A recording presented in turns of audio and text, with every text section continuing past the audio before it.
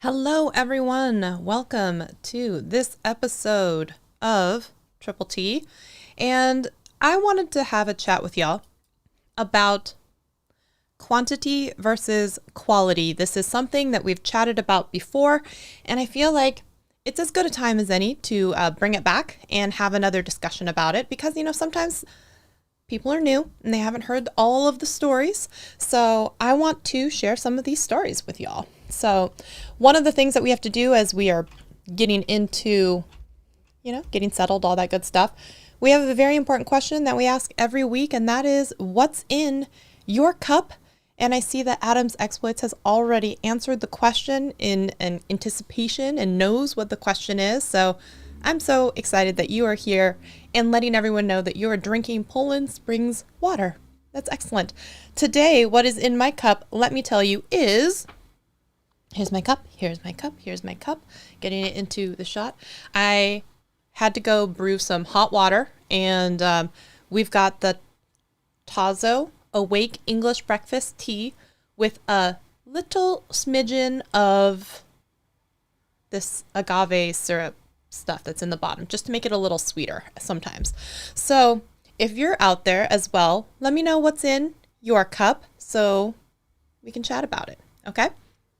Now, I want to read for you guys a little bit of a story, and this story, we've talked about it before, and I had kind of paraphrased it, but now I'm going to actually bring it to you the way that it was meant to be, all right? So let me pull it up here and be able to talk about it with y'all. So I'm going to make sure this is running. Okay. And so let me just change this real quick. Coffee later with almond milk. Oh, that sounds delicious.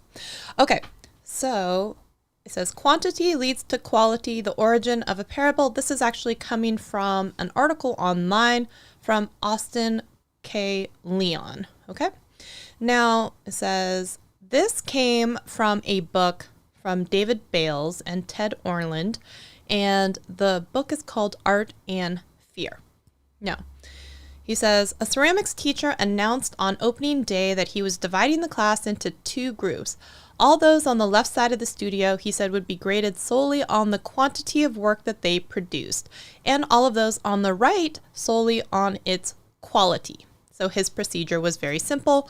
On the final day of class, he would bring in his bathroom scales and weigh the work of the quantity group, 50 pounds of pots rated an A, 40 pounds of B, and so on. Those being graded on quality, however, needed to produce only one pot, albeit a perfect one, to get an A. Well, came grading time, and the curious fact emerged. The works of the highest quality were all produced by the group being graded for quantity. It seems that while the quantity group was busily churning out piles of work and learning from their mistakes, the quality group had sat theorizing about perfection, and in the end had little more to show for their efforts than grandiose theories in a pile of dead clay. Now, I was thinking about this and I was like, oh man, this applies to so much more than just like ceramics. This applies to YouTube. This applies to sports. This applies to whatever you want to insert into this particular type of thing. And then he says, like any great parable, it's the specificity of this image that makes it work, right? So you can picture a whole bunch of pottery and, you know, maybe some is broken and people are showing off what they've done and maybe they're posting it on Instagram and all that, putting it on social media. And so he decided that after he had read this book from James Clear, it called Atomic Habits, and he was retelling the parable, but he was using a photography lens. See what I did there? He said, on the very first day of class, Jerry Usselman, a professor at the University of Florida, divided his photography class students into, again, 2 groups. And everyone on one side of the group, he said, would be judged on the quantity of work. And then everyone, you know, on the other side would be graded solely on the amount of work that was about the quality, right?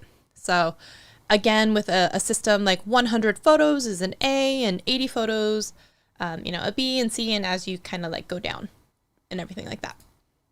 So I think it's really interesting then that one might think, oh, this parable thing, maybe it doesn't hold true, but it actually did. So he says, at the end of the term, he was also surprised to find that all of the best photos were produced by the quantity group. So during the semester, and all of these students taking all of these photos, experimenting with composition and, you know, development and learning and being in the dark room. The quality group, though, they sat around speculating about perfection.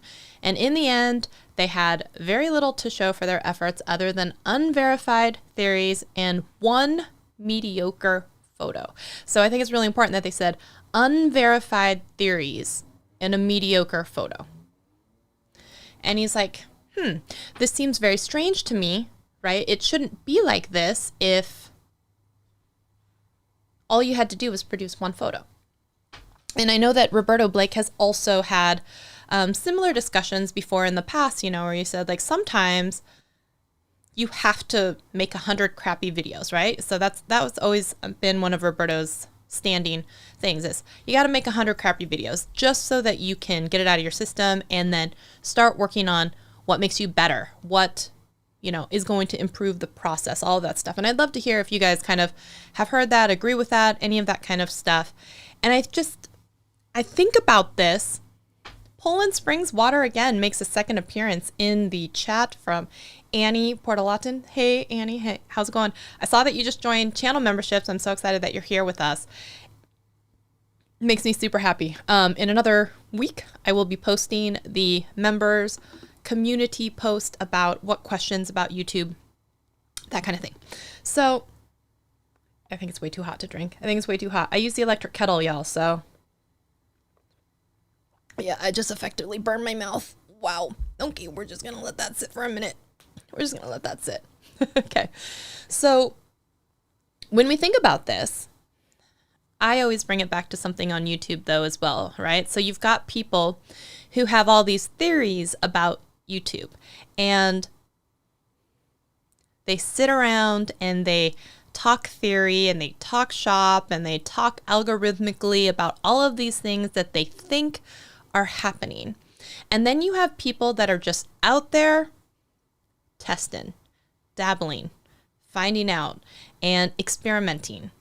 And isn't it weird that the people who experiment and test and dabble and all of that stuff have so many more data points to go off of, have so much more experience, can say that they've gone through so many more types of situations than the people who only sit around and theorize? And I was thinking about this where people who liken it to, I think of like YouTube as almost like if you were watching sports, right? So a lot of people who are first starting to get onto YouTube think that, hey, if I watch 100 hours of Sean Cannell or, you know, channel makers or name the, you know, guru, Brian G. Johnson or Daniel Batal or Dean Nimmin or like all of my friends, right? If I go out there and I spend 100 hours watching all of these people, watching all of the how-to, then when I launch my channel, I'll have done all the right things and I should already be successful, right? And more often than not, we find that this is not the case, right? And then they get mad. But you would think about this, like, just because you watched 1,000 hours of basketball or skateboarding videos and tutorials or ice skating tutorials and instruction, right? Just because you watch 1,000 hours of that. The first time you strap on some ice skates or rollerblades or whatever else it is and you roll out into the rink or wherever you're going, you're probably going to fall on your ass at least once. Same with like snowboarding, right? That first day is so miserable when your booty's all wet and cold from sitting on the mountain all day because like you fall down a lot. And you're like, but I watched the video, right?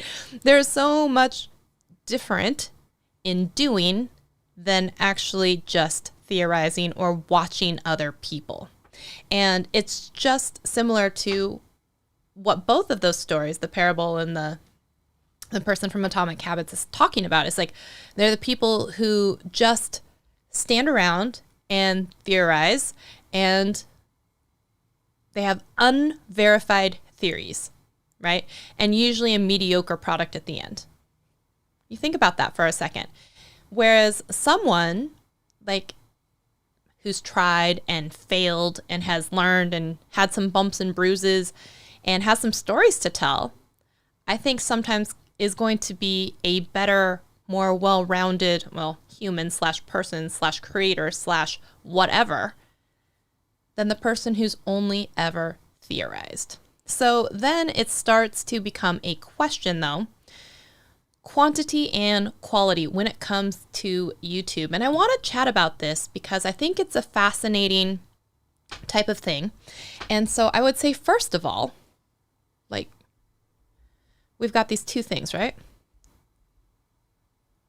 We've got quality and we have quantity. Did I say that? Yeah, quantity. So first of all, quantity is very easy to quantify. Wow, I hate myself. I was word searching. Y'all saw me. I was like word searching so hard, right? It's a number most of the time, right? It is a number. It's verifiable in some way. I've produced 5 essays. I made 5 videos. I shot 10 photos, whatever it is. Like, there's usually a numerical aspect, right, attached to quantity. So I'm going to say numerical, right? And when we have quality, this one I think is a lot harder to define. And here's what I mean is, like, when you guys think of a quality video, what makes for a quality video?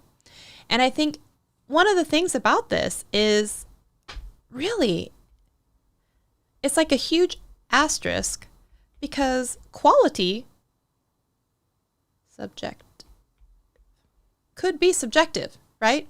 What you might think is the most beautiful painting out there, someone else could be like, I see a squiggle, you know, or this is a Matisse and it's so amazing, or this is a Georgia O'Keeffe photo. And I'm like, I feel like Joey in the episode of Friends, and Rachel is redecorating the apartment and there's a picture of a baby and he's saying like, we don't know this baby. And she says something like, it's Annie Leibovitz, who is a famous photographer. And he goes like, I don't know if if the baby is a famous photographer. And that wasn't the point. The point is, which is still funny, it's subjective, right? It was a cute photo to one person. It's a work of art to another person because they're looking at it through literally a different lens or a different type of opinion. So can one quantify quality? Can we actually say what is quality? There might be some characteristics that you might think of, like, oh, maybe the lighting was good, or maybe the audio was good, or maybe the subject matter was good. But even if you go and talk to someone, they could be like, I didn't care at all about the audio. I didn't care at all about the lighting. I didn't care about the transitions. I didn't care about the whatever else, insert, right? But someone else looking at it and be like, oh, I only watched because of the whip pan transitions and the, beautiful B-roll. And then there's some people who only do talking head videos, never shown B-roll in their entire life. And, someone could still say it was a quality video because they learned something from it, right?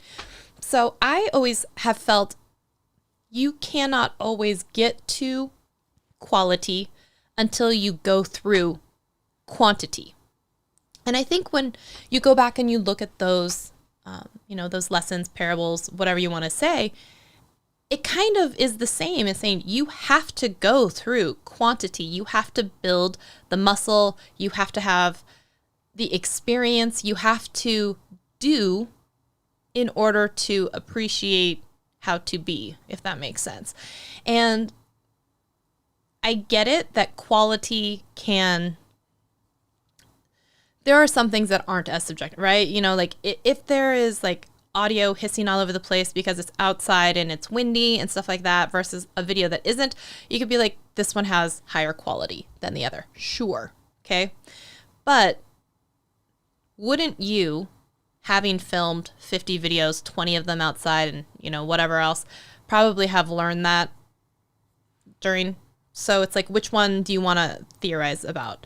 And so I feel like so many of us, when we come to YouTube, and you can tell me I'm wrong on this, we focus on how do I get the highest quality? How do I put out the highest quality video that I can? So I need to have the best audio. I need to have the best lights. I need to have the best camera. I need to have blah, blah, blah, blah, blah, blah. And I think that a lot of people use it as this excuse not to start. First of all, I'm going to put that out there. People are like, well, I can't show up on YouTube until I buy X camera or until I have better lighting or until I whatever else it is. And I can tell you from experience that I went back to, if you go back to most people's first videos, the quality is definitely not as good as maybe some of the videos you see now, right? Most of us have probably up-leveled the more videos we go, absolutely. But I think what's more important is that those videos exist. And I think that people want to use the excuse of, oh, I don't have this DSLR or this mirrorless camera, so I can't make videos. And I'm like, well, then use your phone. It's probably shooting higher quality anyway. Get started. Start producing quantity. Right? Let's not forget Jenna Marbles, like the first few years, she was using the built-in internal Mac webcam on your laptop, which we all know, like that thing has the resolution of a potato, right? But she was funny and engaging and her personality and so like just vivacious, and I miss her. And I think she has, let's say, thousands of videos, right? And so you become more comfortable talking to the camera.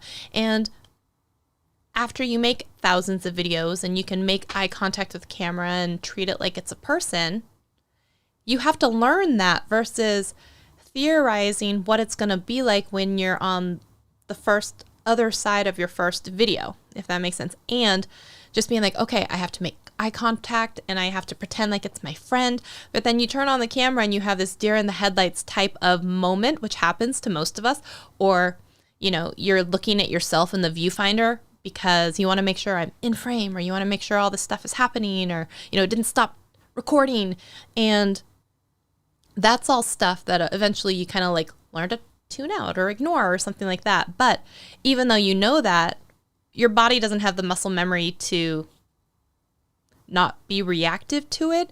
And so all of the theory does you no good when, it's your first live stream and you forget everything or whatever else it is, versus, oh yeah, let's just turn on the camera and go. It doesn't really matter. Like, or, when the wheels fall off in the middle of the, in the middle of the ride and you're figuring out how to, do it behind the scenes and keep going.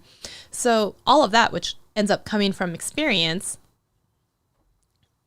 versus, theorizing what would you do if your audio stopped working in the middle of a live stream. If you've never experienced it, because all you did was ever theorize about how to have the perfect setup for a live stream, and you're going to be up a creek without a paddle and like probably freeze. Okay. Does this make sense to people out there? Let me know. And tell me that this is making sense to everyone here. Oh, wait. I think I should take off the lid so that more of the steam can escape, because I already burned my mouth last time. And did I learn? Nope, I sure didn't. Wait, maybe I did. Maybe I did learn. which is why I'm taking off the lid. So if I have the lid off, then more condensation and all of that, it can escape and hopefully it won't burn me. So I should learn a thing or two, right? Is this making sense? Awesome. Now let me know which camp that you're currently in. Are you in the quantity camp? Are you in the quality camp? So as a personal story, okay, I'm going to try not to burn my mouth.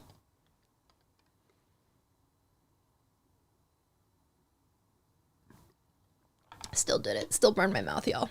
Oh gosh. So one of the things that I am doing, I'm just going to scroll down real quick here.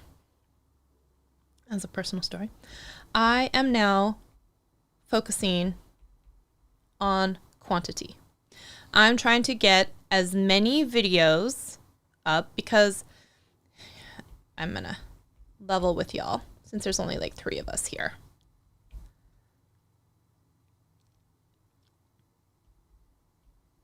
We're going to talk about some of this information, right? We've got live streams, we've got shorts, we've got stories, and we've got VOD, which stands for video on demand. Okay.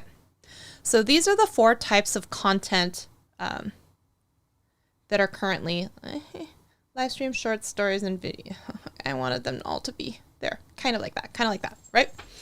Hello to Mr. Camera Junkie and Dr. Elo. Great to see everyone again. Now we've got live stream, shorts, stories, and video on demand. Oh, I don't have any little. So let's talk about this, right? And I know that we just did the live stream podcast episode recording with Dane and Gwen right before this. So if you were here for that, thank you. If you have no idea what I'm talking about, the replay should be there, or you can listen to the Video Marketing Value podcast wherever you're listening to podcasts, okay? But today, it kind of goes hand in hand with what I'm talking about. We were talking about how not all video views are created equal when it comes to YouTube, and why you may not want, in some cases, views on certain videos or certain people watching your videos, right? And you think about that, and it's so counterintuitive to what we're told, right? We're told chase views, chase subscribers, chase all of this to get more.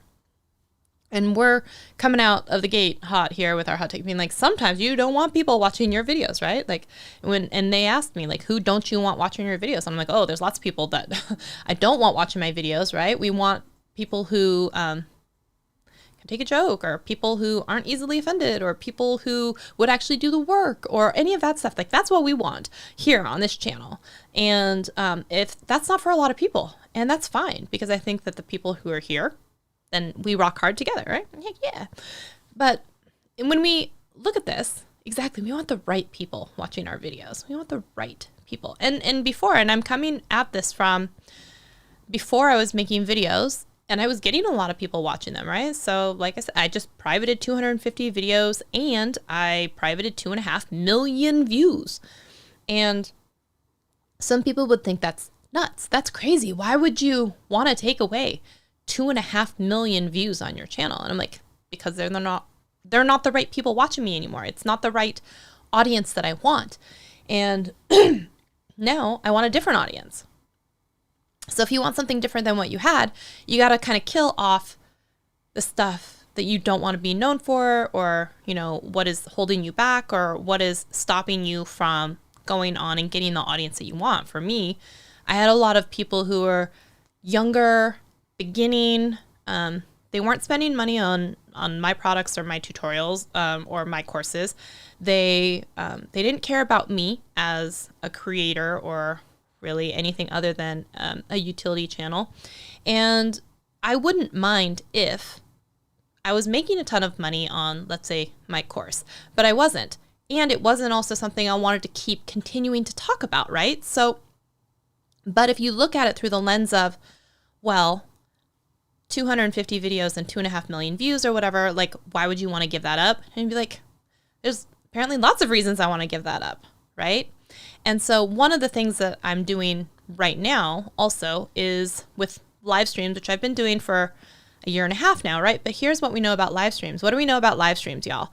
Right? It's, we're going to say it's good for nurturing, but not growing. And I think y'all know what I mean. Oh shoot, it's all off on the screen. My bad.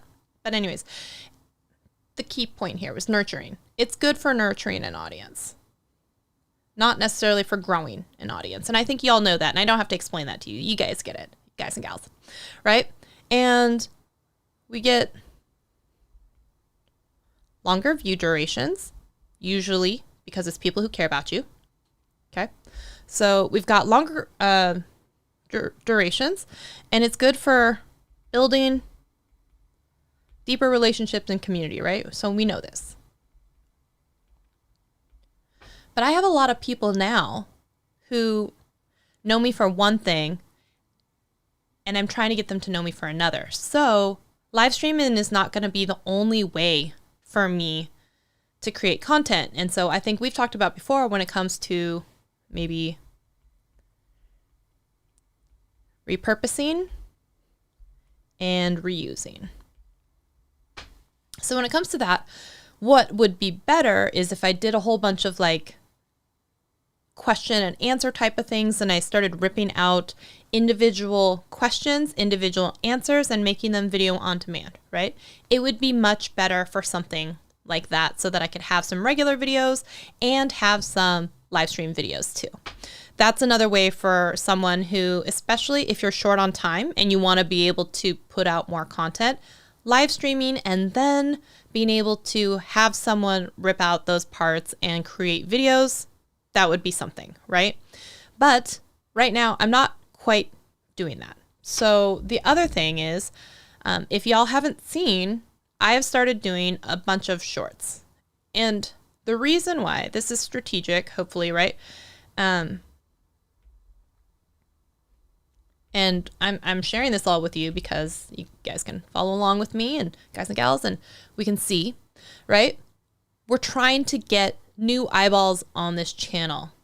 So when someone now hopefully comes across a YouTube short and it's about either the creator economy or YouTube questions, stuff like that, and they come to my channel, what they don't see now, because they're all private, is a whole bunch of stuff for iMovie tutorials, right?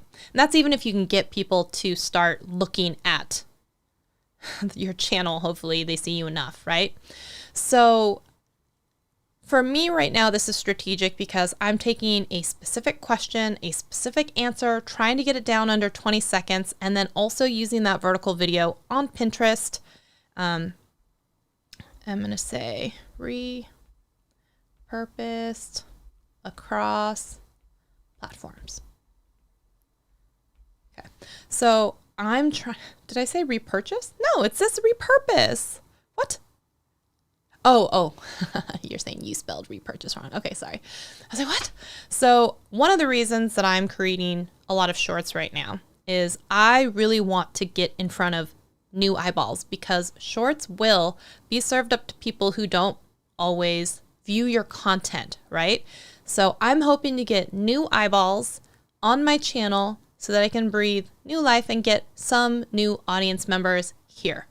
And then when they come to my channel and see that I have a whole bunch of, let's say, hopefully videos eventually about YouTube or the creator economy, they would be interested in that and want to follow along, right? So what I don't want to do right now is short videos about how to do Instagram hacks and short videos, even though, you know, those would be really, really fun to make. Those would be fun to make on the vertical video channel. But I don't want to get continued eyes on something that, like, I don't need to just go viral to get the eyeballs. I want to get the right eyeballs, right? We're coming back to this, the right views, the right views, the right views. I want people who are interested in learning how to grow on YouTube and learning how to make money with the videos that they're making. That's who I want. So those are the videos that I need to keep making videos about how to make YouTube work for you financially and how to YouTube better, right? So I need to make a whole bunch of content on that so that hopefully when it floods into someone's eyeballs, the people who are interested in that content will come back and become part of this community, right? This is making sense, right? This is making sense, right? And I have to keep doing this and flooding the market, hopefully in shorts, because I have so many views coming in, or only for like iMovie stuff, right? So Dr. Yula, thank you so much. He says, I can make alien videos and I will still watch. Well, you know what's really funny is I did make a video that is like outer space and aliens. It's just on my TikTok. I haven't had time to pull it down, and it's to the Reading Rainbow song that people are making these, videos about right now. So it's funny that you mentioned that, because over on TikTok, I did make that. But another thing, again, why I'm flooding the market, I'm just going to keep putting that in here. This is an intentional purpose. Oh, goodness. Flooding the marketplace. This is an intentional choice that I'm making for my channel. This may not make sense for your channel. And I'm just telling you all this because I'm trying to have it like make it make sense for you from the outside looking in. You could be confused and be like, what is she doing? Like, it's been like 15 to 20 shorts in the last few days, and I'm going to keep doing multiple shorts every day. And I even put out a call for questions. I was like, if you have questions about YouTube, creator economy, that kind of stuff that I can answer quickly, hopefully, I want to make a short about it and put it out, right? I want to have a whole bunch of these. So if you have them, make sure you're dropping them or put them on the community post that I just put this out. Like, I want to build up a library, an arsenal of shorts all about YouTube education, all about the creator economy, all about, how to make money with your content. And, happy birthday to your husband. So no worries, come back. So I want to flood the marketplace with a whole bunch of videos of that. So hopefully when someone tunes into a whole bunch of shorts they see and they want to learn about YouTube, they're going to see my face, right? And hopefully then they come to my channel. They're not going to learn about how to make a subscribe button. They're going to learn about how to make videos, sharing what they love with the world and how to make money eventually doing it, right? So it's intentional. And in fact, right now, some people may be annoyed that I'm putting out all of these videos about YouTube or just shorts in general. And to that, I would say, if that is true and they're not jiving with the quantity or the quality of the videos, they don't have to be here. And that's fine. And maybe they were here for iMovie, and maybe the more of them I put out and they keep coming back to my channel and see that, hey, I haven't made an iMovie tutorial in 6 months, or I haven't made one in the last 50 videos or anything like that. Then they'll be like, oh, I don't know why I'm subscribed to this channel. And they unsubscribe, right? And that's what I want right now. So I know it's weird for a creator to be like, oh gosh, I hope all these people unsubscribe. But if they're going to hang around and never click into my videos, never watch them, never engage with them, it's not helpful to me. And I would rather have them not be part of the community, right? Because I've had that for a long time where I can put out a whole bunch of videos and nobody watches them. So it's also embarrassing to me when you look at the size of my channel and you have 39. I dropped below 40. So hopefully one day we get to celebrate that again. We'll celebrate hitting 40 again. I think I said I lost like 250 over the last, over the last couple months or however long it's been, right? But as part of the benefit and upside that has happened, I'm going to also put this in there somewhere. I'm going to put in, oh no, you can't see it. It's too small. Okay. I'm just going to put as a little note somewhere next to shorts over here. I'm going to say, oh, that's a highlight. That's the highlight. That's wrong. Okay. I'm going to say as a note to myself, metrics, baby, metrics. And what I mean by that is that, and I talked about this a little bit in the podcast today, and I said, when you look at the fact that, it's just going to bother me that it's all sideways. Okay, just give me a second. That's the highlighter. Y'all, I am a mess. Okay, let's just do this real quick. Okay, let's just do this. We're going to make it. So let's talk about metrics really quickly, because I've started to make some changes on this channel, right? So some of the stuff that we care about a lot is going to be about subscribers. And I'm sorry if you guys tuned into this particular live stream. I've kind of made the point I wanted to about quantity quality, and now we're going to go into apparently a not woe is me, but just as a look into the crystal ball and make it all make sense. Here, I'm giving you a look inside. Subscribers. I think it's been minus like 250. Okay. Now, it's this way, right? Less than is this way. I think that's right. Is the alligator going the wrong way? Wait, is that greater than? That's greater than, isn't it? Oh boy. So we're at less than 40K, so we get to hopefully celebrate that again. But I am getting closer to my 1,000 true fans, or I'm getting closer. What good, and this is one of those things, like, what good is having 40,000 subscribers if you put out an iMovie course or something that you're known for, let's say 2.5 million views on a particular subject, and you're a subject matter expert on it. Expert? You're an expert.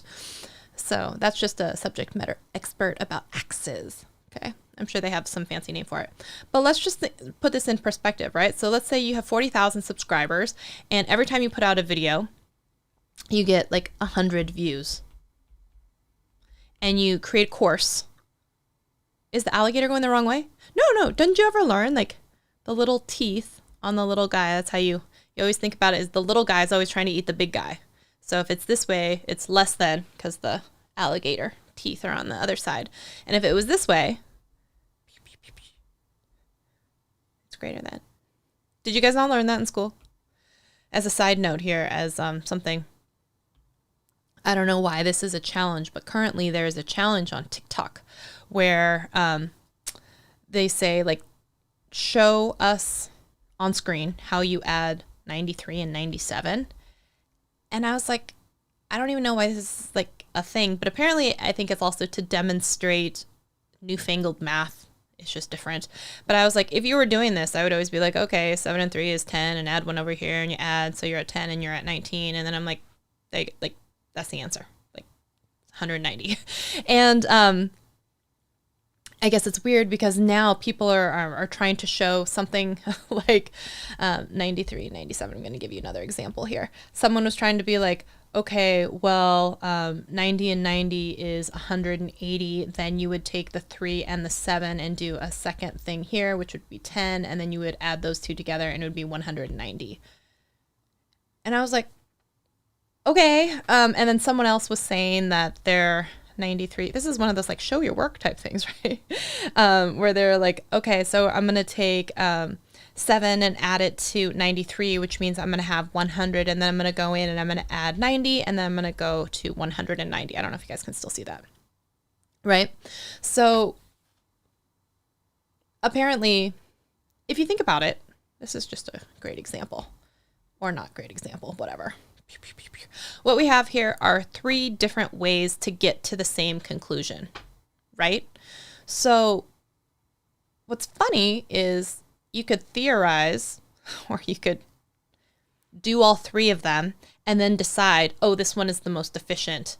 But you only know that because you did all 3 of them, right? So it's because of the quantity of times that I did this math equation, I was able to find the highest quality answer, right? So again, this comes back to the parable at the very beginning with, do we theorize about the addition of the 10th place and then add in the hundredths? Or do we talk about, the carrying the 1 and how that adds into, right? We would theorize about all of this. And at the end, you maybe still get an answer, but it may not have been the most efficient or the best way to get to that answer. Whereas you do all 3 of these things because you're producing quantity, and then all of a sudden you start to have some, pros and cons about like, hey, if I do this one and oops, that was an eraser. If I do these guys down here, then I have to do multiple iterations of additions and squiggly lines and equals and then addition, whereas if I do this one up here, it's the easiest and most concise and efficient way to do it, right? So this is, again, that quantity quality type of conversation. Hopefully that made sense. This was all talking about, though, I mean, I feel like it did come full circle, and you guys kind of get it, and y'all kind of get it. But it was also talking about some TikTok that I made because Dr. Elo had gotten me off track, which is very easy to do when you have squirrel brain like mine. And we were talking about outer space. And in that outer space TikTok that I made, you're supposed to show like something that's like confusing or something that just kind of makes you go, head scratcher. And I was talking about how, I'm trying to see how much I want to share with y'all. I was in the YouTube Shorts Creator Roundtable this week, and they meet maybe once a month. This was the first month that I've seen it be as negative as probably it's ever been.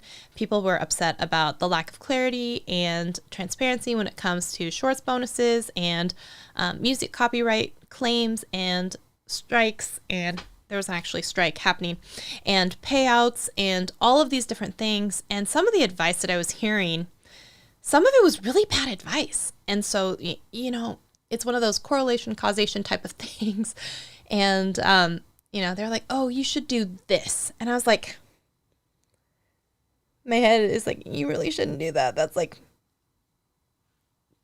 no, like my brain is screaming like, no. But this person also has like millions upon millions of views each month. And so, I think like, oh, if I say something too contrarian to this, someone's going to look at me and like, who are you with your tiny little channel and your 50 views on your last video or whatever, versus this person who's saying, who has millions of views, why you should do X. And I'm just like, because it's not true, or it's outdated, or this, no. And all these people like sitting with notes and like being like, oh, do all these things, okay, write it down. Yeah. As if that is the magic formula to success. And what's so interesting is just like, there was one other person who's just like, I just keep creating. I just keep putting out content. I stop looking at the numbers afterwards because shorts are going to do what shorts are going to do. They didn't say that. I'm saying that, right? Sometimes there's just no rhyme or reason to why certain shorts take off more than others, why some videos take off more than others, why it resonates with some person, whether it's,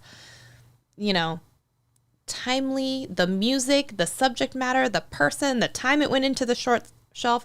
There are so many things that it's so much of the time unquantifiable why someone blows up. But here's the thing I can tell you is that most of the time, having more quantity out there increases the chances of possibly having one blow up because you have more.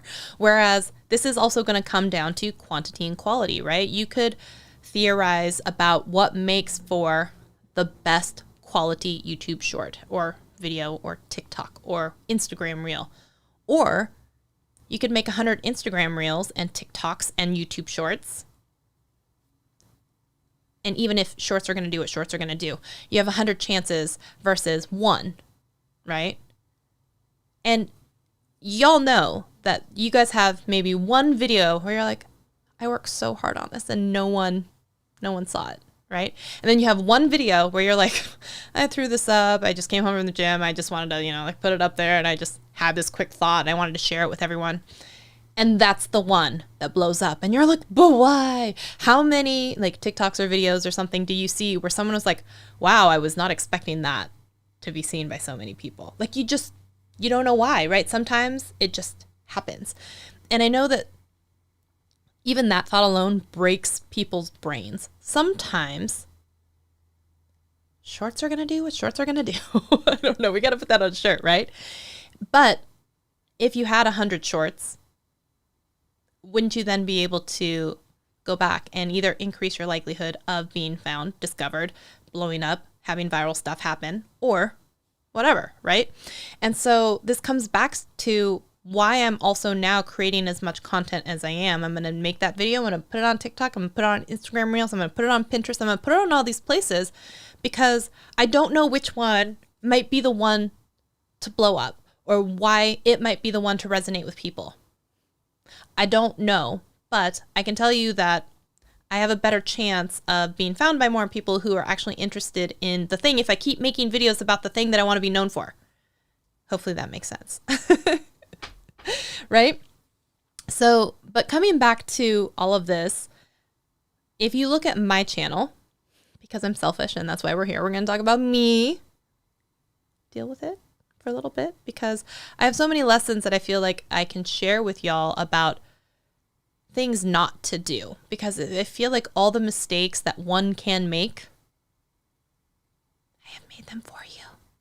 I'm telling you. But you know, that's just theory. If you want to do it for yourself and fail forward too, God bless you. Yes, on your journey. I understand. You got to do it, you know? Shorts are going to do what shorts are going to do. So if we look though at my channel, right? And we look, we're going to start to see things like failure. I'll just put this out here. Failures.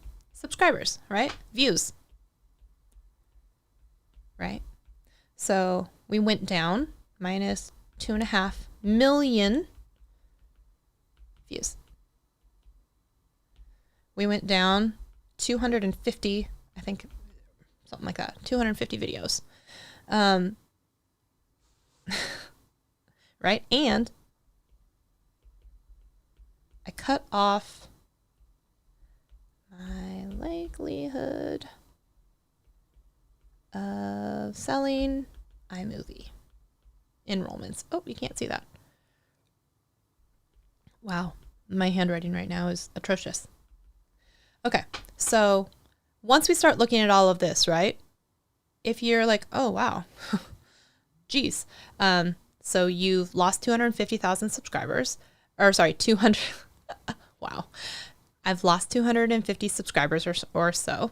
I've dropped below 40,000. Let's say, oh, that was referring to something else. Like I have 40,000, I would still get 100 views. So it's not like I could have done that much worse to my channel, right? I lost 2.5 million views. I privated 250 videos, and I've possibly cut off one of my revenue streams, because if people don't see my videos about iMovie and then think I want to learn more about iMovie, would they know to go buy my course? No.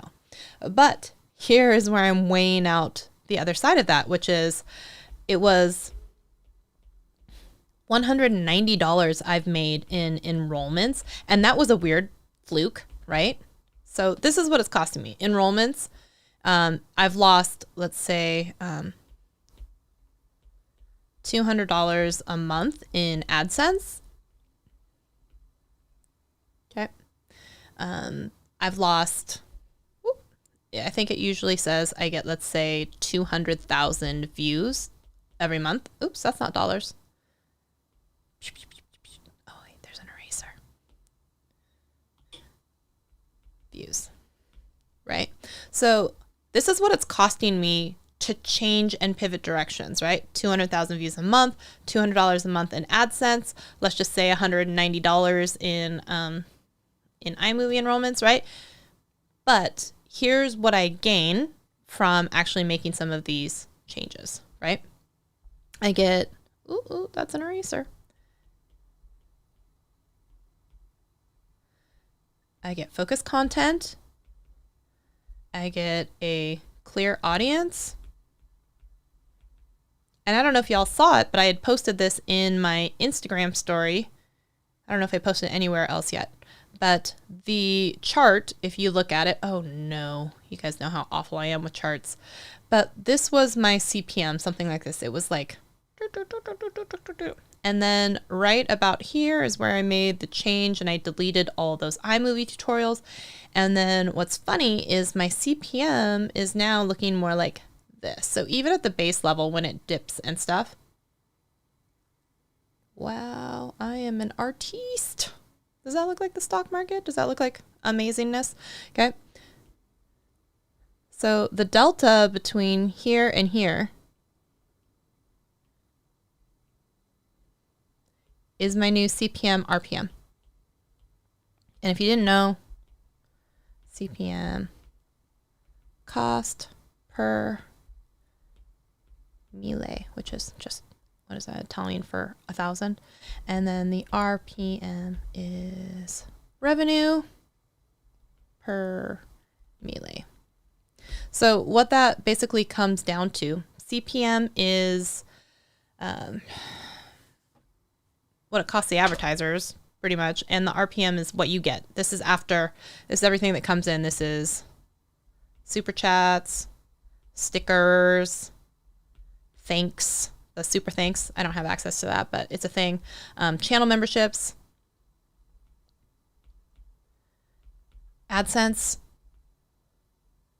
So all of these things give you a dollar amount, and then you divide it with your views and by 1,000 and stuff. And this is what they will have.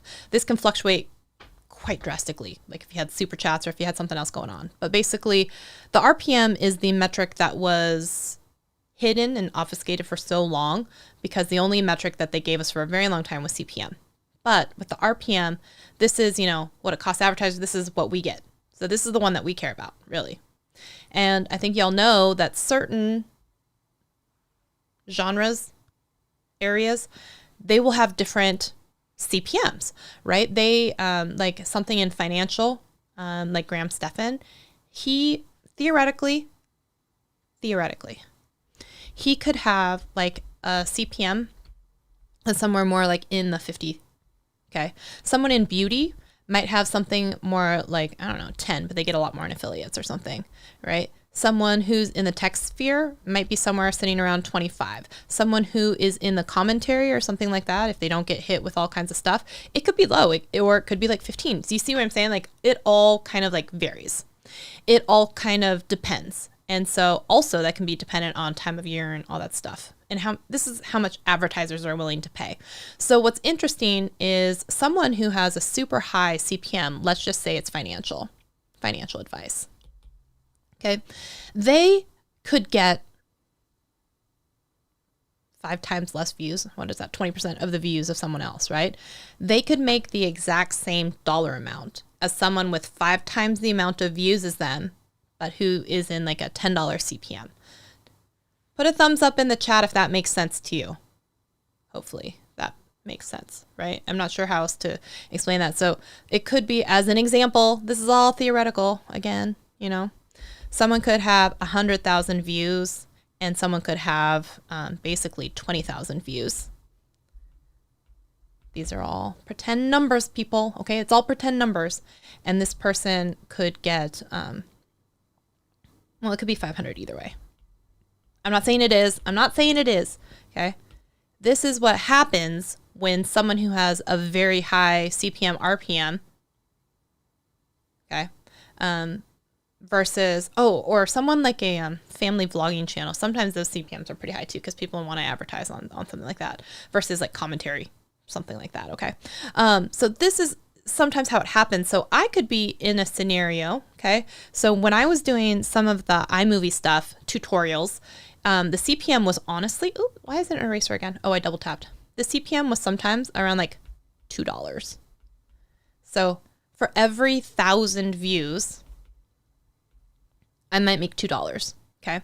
But, now if you take a look at it, let's say the CPM was something, I think it was like $8. So even if I get 4 times less views, well, if you think about it, I have like 10% of the views that I used to have, right? I could still, at the end of the day, make just as much money if my RPM and CPM are higher, because I'm bringing in whatever they're quantifying as a better viewer. Because what I was having in my experience was, I'm just sharing it all with y'all.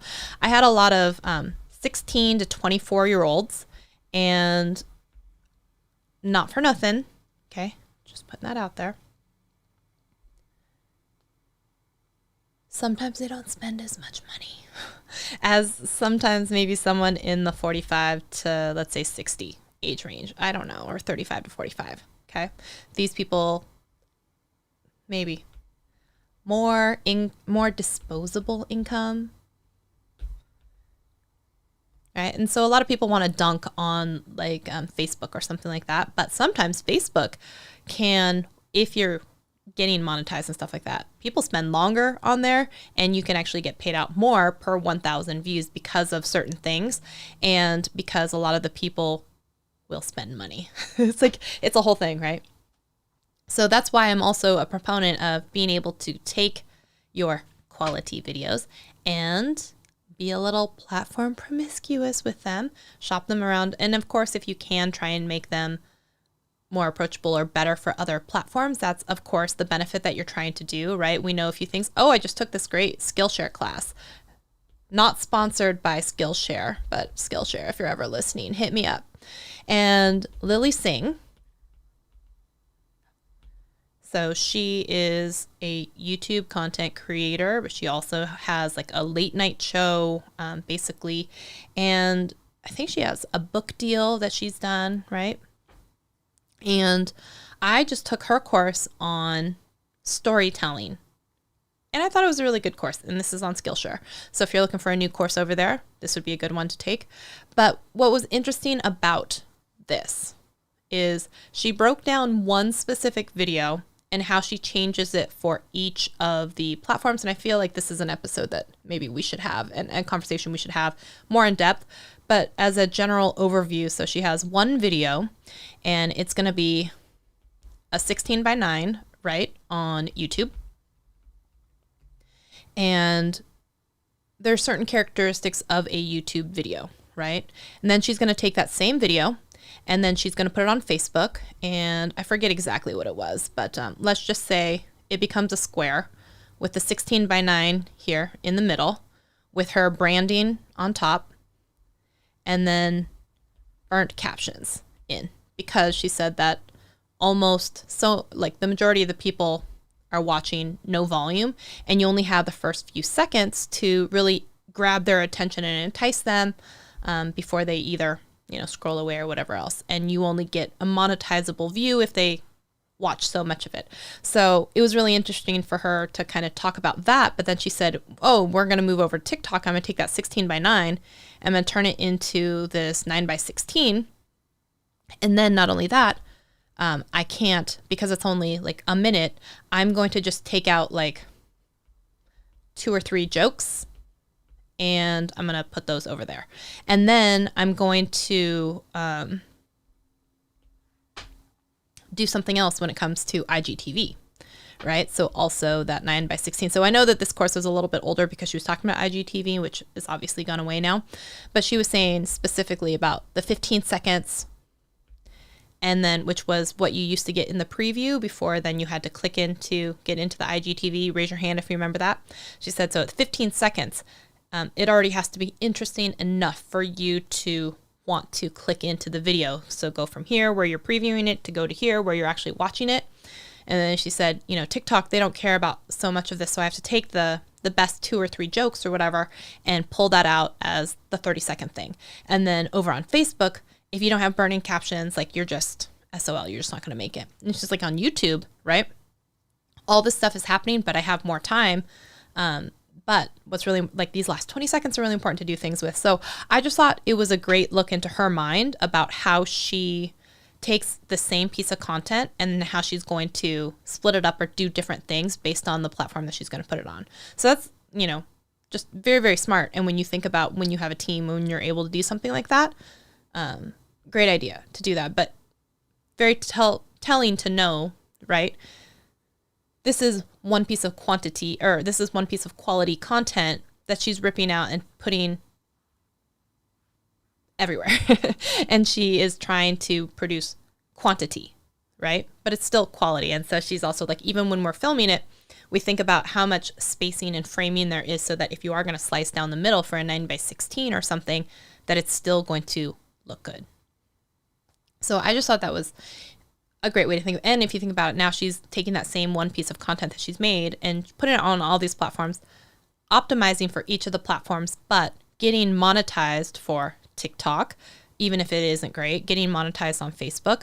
And she said, and you never know what is necessarily going to take off. So she's like, this video it was like 4 million views on YouTube, which is fantastic, right? We all think, wow, 4 million views. She's like, same video on YouTube, just with the burnt-in captions, all that stuff, 50 million views, 50 million views. And so if you think about that, you know, why wouldn't you double, triple, quadruple dip with that same piece of content by putting it in all the different places? But that's one of those you got to learn, and you don't learn those lessons about burnt-in captions or the best 15 seconds of the TikToks until you try and put it out there. And she said, one lesson that I learned the hard way is that I would go out there and try and drive all the traffic back to YouTube. I just need to build this one platform, just build this one thing, right? And she said, no, then I actually learned about respecting the different platforms, embracing them for the way that they like to encourage their content and nurture it and monetize it.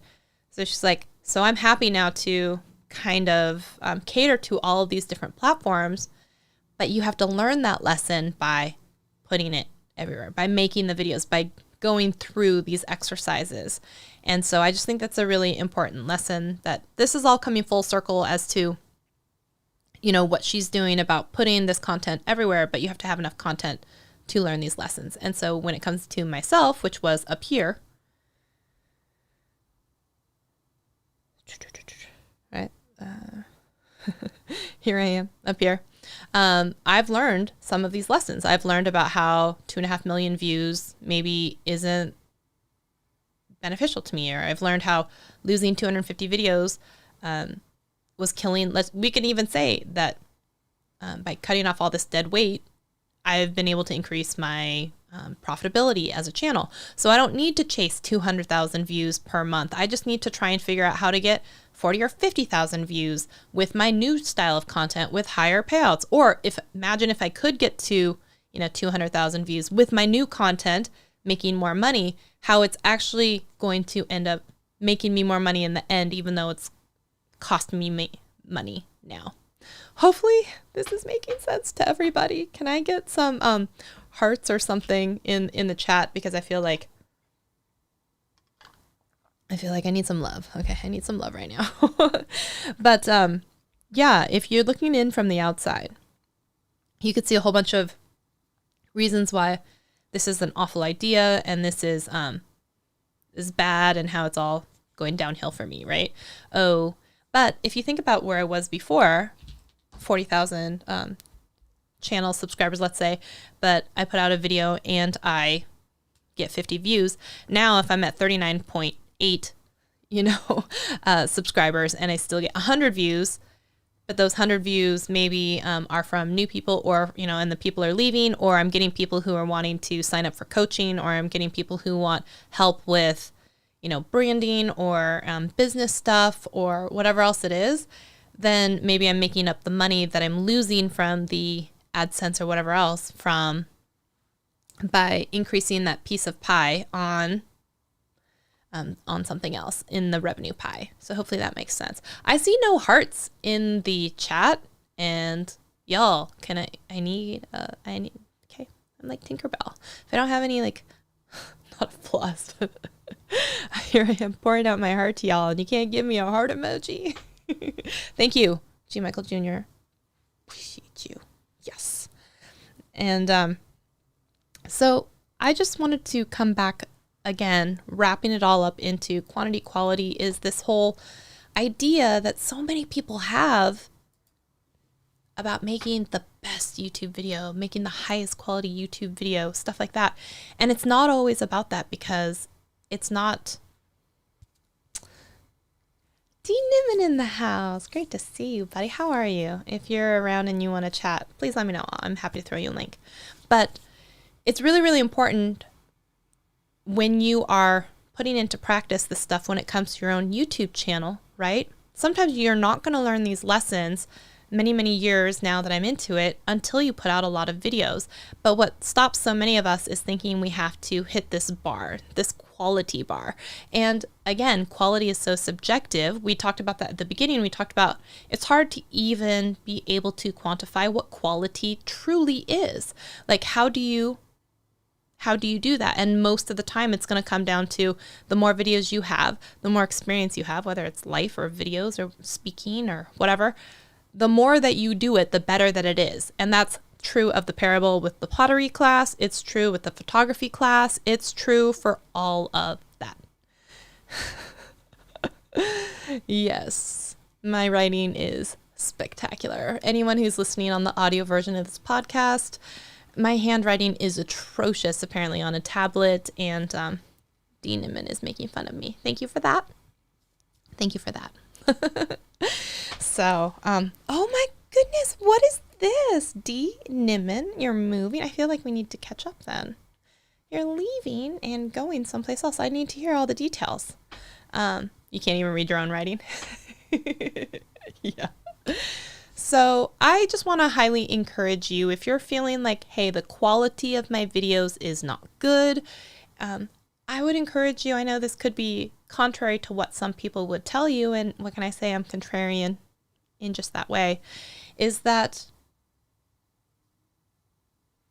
quantity breeds quality. That's all I can say.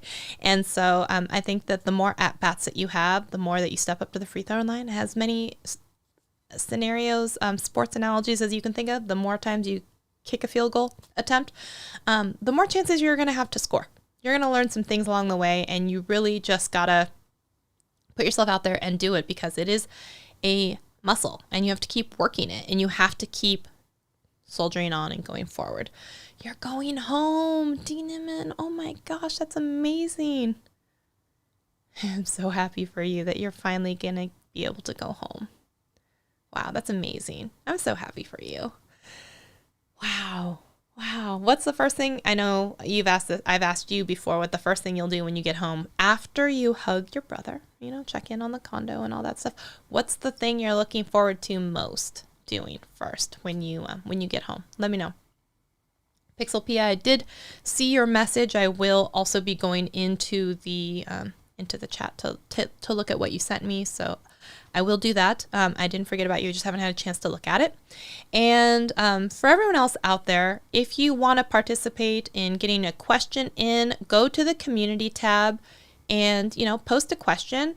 I also had it on Instagram, but since you're here on YouTube, then respond to the community tab thing. And I'm going to be trying to take a whole bunch of those and making YouTube shorts. And also now you know why I'm trying to post so many shorts right now, because I'm trying to bring more eyeballs to an audience that is not anything related to do with editing or iMovie, subscribe buttons, right? So I need a chance for more people to get to know me for not iMovie, right? Yeah. Getting a time massage. Oh, I know, right? Oh, man. I was going to say, I think, how long after I saw you in Thailand did you leave Thailand? Because we did that in December, right? It was December, January. And then we started our lockdown in March of that year. So I feel like it's been just as long for me to be in Thailand than you have been in Thailand. Something like that. Something like that. But if this episode made you happy and you want to share it with someone, that'd be great. If you want to leave a podcast review, also great. And if you have ideas for a YouTube short to be turned into a YouTube short, great. Let me know, okay? I hope that y'all have the most awesome Thursday. Dee Nimmin, I'm so happy that you'll be going home.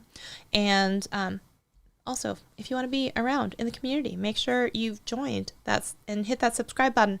I also have channel memberships. If you want to do that, you should join so that you can be part of the cool crew to have the private member-only chats and whatnot, all right? So I hope you all have a great rest of your night, whatever you are doing.